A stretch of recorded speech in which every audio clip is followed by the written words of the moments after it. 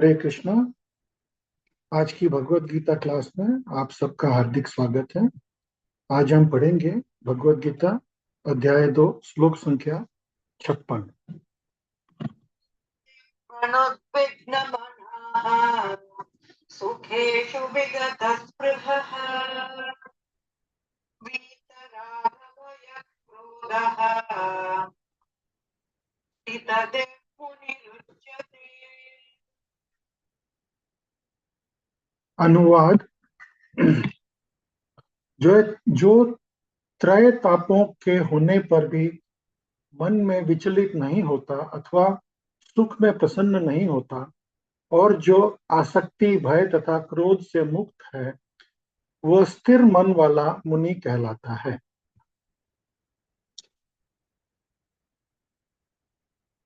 तो तीन तरह के ताप यहाँ पे भगवान बोल रहे हैं। तीन तरह के ताप, आदि देविक, आदि भौतिक, आदि आध्यात्मिक। ये तीन तरह के ताप होते हैं। आदि देविक ताप क्या होता है? आदि देविक ताप होता है जो हमको देवताओं द्वारा प्राप्त होते हैं। जैसे ये सुनामी आ गई, बाढ़ आ गया, भूकंप आ गया, तो ये मनुष्य के कंट्रोल में नहीं है। तो ये आदि देविक ताप है। आदि भौतिक ताप दूसरा है, वो है दूसरे जीवों द्वारा हमको कष्ट दिए जाना। जैसे युद्ध कर लिया, यूक्रेन और रूस में युद्ध चल रहा है, तो उस युद्ध के अंदर कई लोग मर रहे हैं, परिवार वाले तकलीफ पा रहे हैं, तो वो आदि भौतिक त्रास है कि दूसरे व्यक्तियों के कारण हमको त्रास होगा। और तीसरा है आध्यात्मिक त्रास। आध्यात्मिक त्रास क्या है कि हम अपने मन में ही सोच लेते हैं कि अरे हमको बहुत तकलीफ हो रही है, हमारा ये हो गया, हमारा नुकसान हो गया। अरे तुम लेके क्या आए थे जिंदगी में? तुम मुट्ठी बंद करके खाली हाथ आए थे और हाथ पसारे चले जाओगे, कुछ लेके नहीं जाओगे यहाँ से। तो अपने मन में मेरे को लॉस हो गया, मेरे को ये हो गया, अचानक से तुमको खुशी हो जाती है, अचानक से तुमको लॉस हो जाता है, अचानक से तुमको दुख हो जाता है। तो ये जो है, ये अपना मन के अंदर का ताप है। तो ये तीन तरह के तापों से जो विचलित नहीं होता और सुख में प्रसन्न नहीं होता और दुख में दुखी नहीं होता। जाहि विधि राखे राम ताहि विधि रहिए। भगवान जिस तरह से भी हमको रख रहे हैं, भगवान हमारे माता पिता है। कोई भी माता पिता अपने संतान को तकलीफ में देख सकते हैं क्या? नहीं देख सकते। उनको जो भी उनकी आवश्यकता की वस्तु है, वो उनको अवश्य प्रदान करेंगे। भगवान भूखा उठाते हैं लेकिन भूखा सुलाते नहीं है। हाथी को मण और चींटी को कण, ये भगवान ही देते हैं।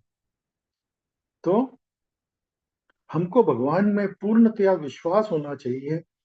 हमको हो सकता है कभी कभी उनके प्लान्स हमको समझ में ना आए, हमको ये समझ में नहीं आया कि भाई भगवान क्या करना चाह रहे हैं, लेकिन अल्टीमेटली वो बेनिफिशियल होता है,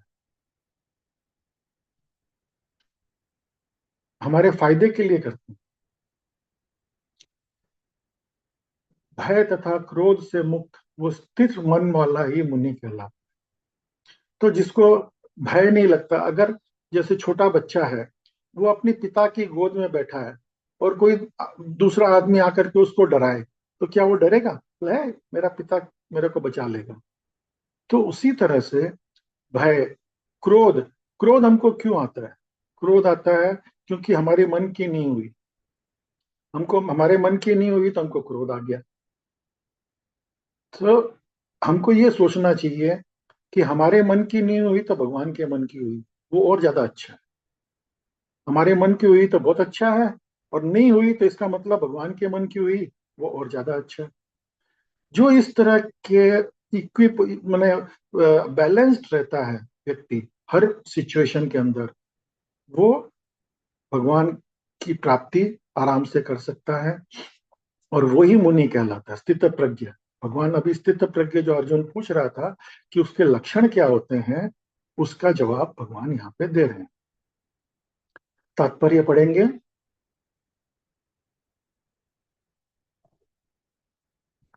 मुनि शब्द का अर्थ है वह जो सुख सुख चिंतन के लिए मन को अनेक प्रकार से उद्वेलित करे, किंतु किसी तथ्य पर न पहुंच सके। कहा जाता है कि प्रत्येक मुनि का अपना अपना दृष्टिकोण होता है, और जब तक एक मुनि अन्य मुनियों से भिन्न न हो, तब तक उसे वास्तविक मुनि नहीं कहा जा सकता। किंतु जिस स्थिति में मुनि का भगवान ने यहाँ उद्देश्य किया है, वो सामान्य मुनि से भिन्न है। स्थित प्रज्ञ मुनि सदैव कृष्ण भावनामृत रहता है, क्योंकि वो सारा स्वजनक चिंतन पूरा कर चुका है और प्रशांत निर्विशेष मनवंतर कहलाता है, और या उसे सुख चिंतन की व्यवस्था पार कर ली है, और इस निष्कर्ष पे पहुंचता है कि भगवान श्री कृष्ण या वासुदेव ही सब कुछ है। तो लोगों में मतभेद होता है, हमने ये देखा है ये चीज कि लोगों में मतभेद होता है, लेकिन ये नॉर्मल मतभेद से ऊपर यहाँ पे जो बात कर रहे हैं भगवान, वो ये कि भाई ये सब बातों को छोड़ करके जो मेरे ऊपर सरेंडर हो गया, मेरे पे आश्रित हो गया है, उसकी बात कर रहे हैं। जो भगवान के ऊपर पूर्णतया विश्वास रखता है कि भगवान जो है वो जो भी करेंगे वो परफेक्ट है, वो उस मुनि की बात यहाँ पे कर रहे हैं। वासुदेवम सर्वमिति स महात्मा सुदुर्लभ। तो जो भगवान को सर्व माने, सर्वस्व, कि भगवान ही मेरे सर्वस्व हैं, वो महात्मा है। अभी हमारे देश में भी महात्मा हुए हैं, लेकिन महात्मा का यहाँ पे मतलब ये है, महात्मा ये न पथ से गंत। तो जो महात्मा लोग हैं, हम लोग उनके पथ का अनुसरण करते हैं, हम उनके रास्ते पे बताए हुए पथ पे चलते हैं। अगर हम किसी के पथ पे चलते हैं, हम अगर ये समझ लेते हैं कि भाई ये गुरु साधु और शास्त्र के पथ पे चल रहा है, वो महात्मा है, और हम उसी के बताए हुए पथ पे चलते हैं, तो इस तरह के महात्मा जो कि गुरु के रूप में रहते हैं, उनको अगर हम फॉलो करें, तब हम परफेक्ट महात्मा की पद्धति प्राप्त कर सकते हैं।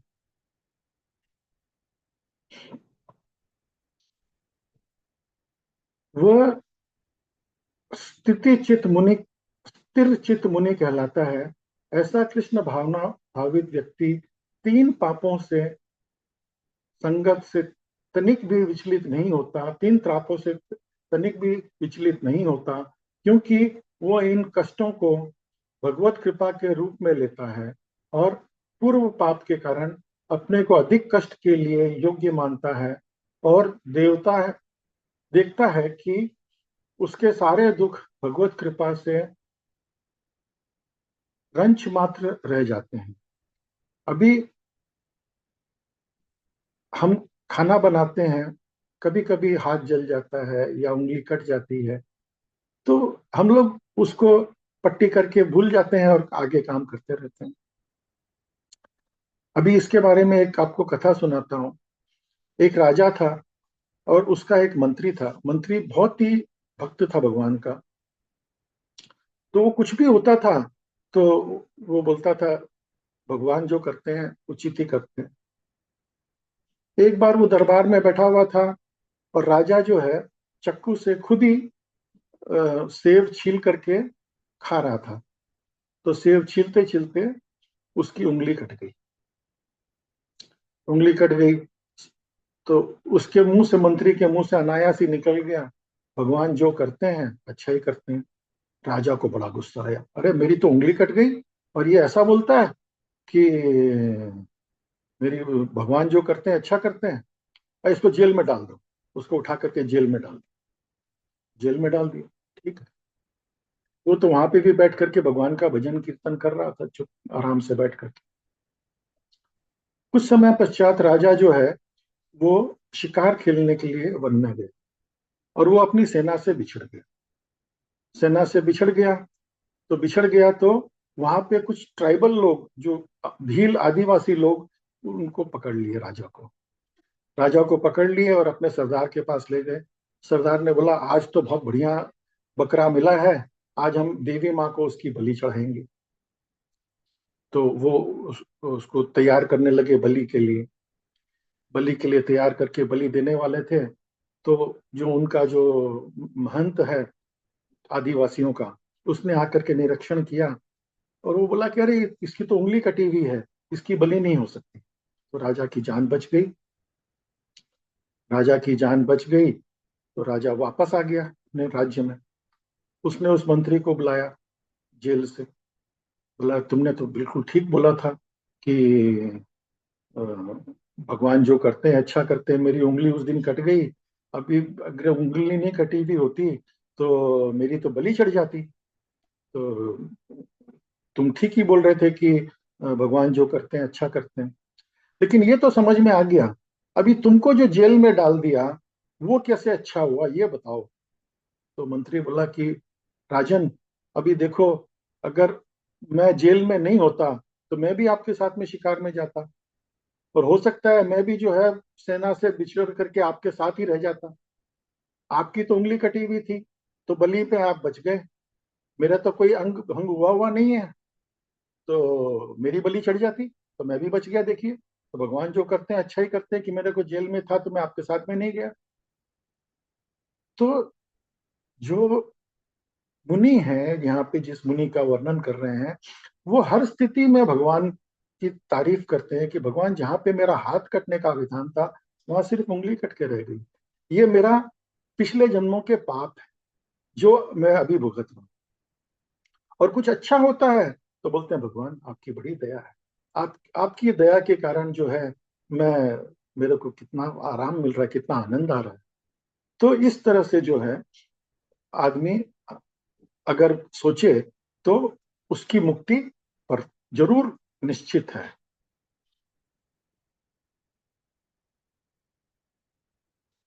इस प्रकार जब वो सुखी होता है तो अपने सुख में, सुख के लिए अयोग्य मानकर इसको भी भगवान को श्रेय देता है। वो सोचता है कि भगवत कृपा से वो ऐसी सुखद स्थिति में है और भगवान की सेवा और अच्छी तरह से कर सकता है, और भगवान की सेवा के लिए वो सदैव साहस करने के लिए आनंद रहता है। वह राग या विराग से प्रभावित नहीं होता। राग का अर्थ होता है कि अपनी इंद्रिय तृप्ति में के लिए वस्तुओं का ग्रहण करना, और विराग का अर्थ है इंद्रिय आसक्ति का अभाव।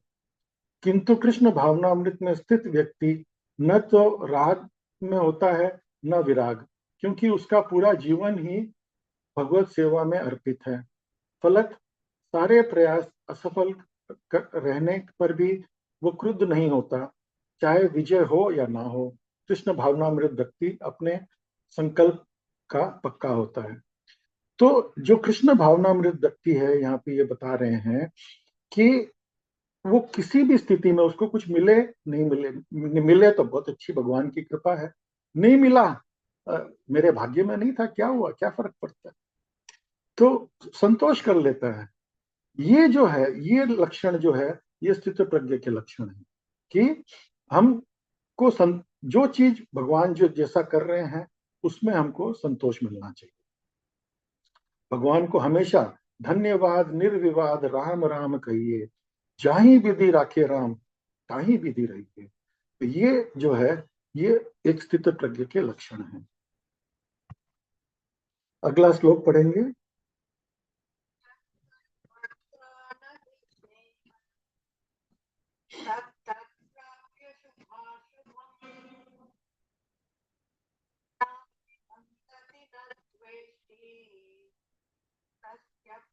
प्रज्ञा प्रतिष्ठिता।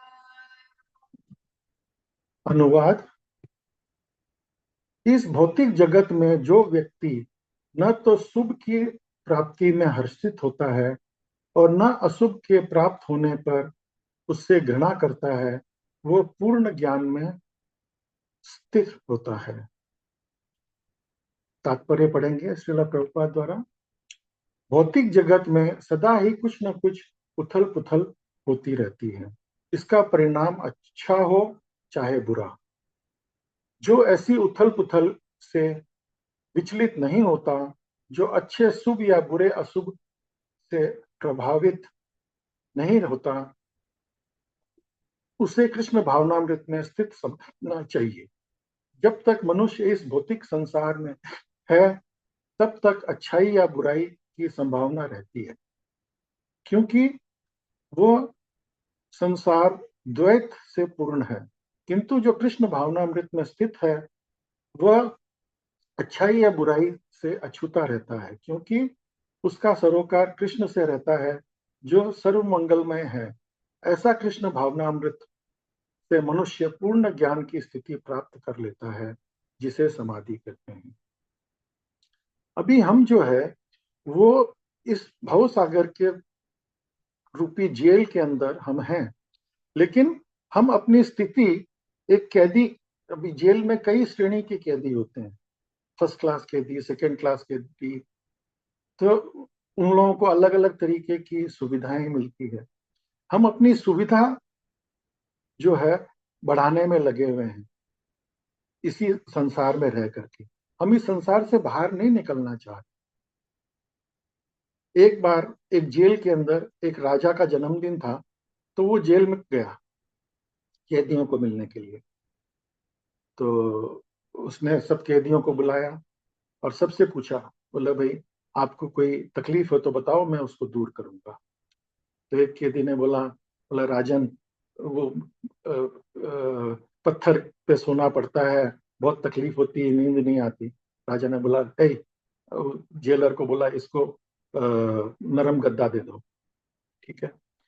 दूसरे आदमी ने बोला, राजन, भोजन अच्छा नहीं मिल रहा है, थोड़ा अच्छा भोजन का इंतजाम कर दो। जेलर को उसने आज्ञा दिया, राजा ने, भाई इसके लिए अच्छा भोजन का इंतजाम कर दो। तो इस तरह से लोगों की इच्छाएं पूर्ण कर दी। एक व्यक्ति जो है लास्ट में खड़ा था। राजा बोला, भाई तुम भी अपनी इच्छा बताओ। बोला, राजन, आप चाहे तो कुछ भी कर सकते हैं, मेरे को तो जो है इस जेल में नहीं अच्छा लग रहा है, मेरे को तो मुक्त कर दीजिए। राजा ने जेलर को बोला, इसे मुक्त कर दो। तो कहने का तात्पर्य यह है कि हमको मांगना नहीं आता भगवान से कि क्या हम मांगे। हम जो है अपनी स्थिति सुधारने में लगे हुए हैं। इस भव सागर से बाहर निकलने की हम कोई कोशिश ही नहीं करते हैं। अगर हम भगवान से ये प्रार्थना करें, भगवान हमको इस से मोक्ष चाहिए, इस भव सागर के बंधन से मुक्ति चाहिए, तो भगवान के लिए क्या चीज पॉसिबल नहीं है, वो सब कुछ दे सकते हैं। तो अगर नहीं मांगना आता है तो भगवान से बोलना चाहिए, प्रभु आप जो ठीक समझो दे दो। अभी एक गरीब आदमी राजा के पास गया। उसने राजा ने बोला, कुछ मांगो। तो गरीब आदमी ने मन में सोचा, भाई मैं मांगूंगा तो क्या मांग लूंगा, ज्यादा से ज्यादा बोल लूंगा, राजा एक घर दे दो, लाख 2 लाख रुपया दे दो। बोला, राजा आप जो है, जो आप ठीक समझो, जो आपको लगता है मेरे को मिलना चाहिए, आप वो दे दो। राजा ने उसको जो है एक गांव जो है दे दिया कि जाओ तुम इसके ऊपर राज्य करो। तो वो अपनी कल्पना में भी नहीं सोच सकता था कि वो क्या मांगे। और राजा देता है तो अपनी स्थिति के अनुसार देता है। तो हम जो है भगवान से, हमको कुछ मांगना नहीं चाहिए, भगवान की सेवा के लिए हमको तत्पर रहना चाहिए।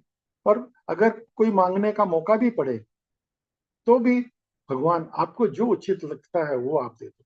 तो भगवान अपने आप ही जो सर्वश्रेष्ठ है, जो सर्वश्रेष्ठ है वही देंगे। तो इस तरह ये स्थित प्रज्ञ का लक्षण है जो भगवान अभी जो अर्जुन ने पूछा था वो बता रहे हैं। और आगे भी इसको अभी व्याख्या चालू रहेगी। अर्जुन ने 4 तरीके के क्वेश्चन पूछे थे, उसकी अभी व्याख्या अगले श्लोकों में और आएगी। आज के क्लास में आप लोग सब सम्मिलित हुए, उसके लिए बहुत बहुत धन्यवाद। हरे कृष्णा।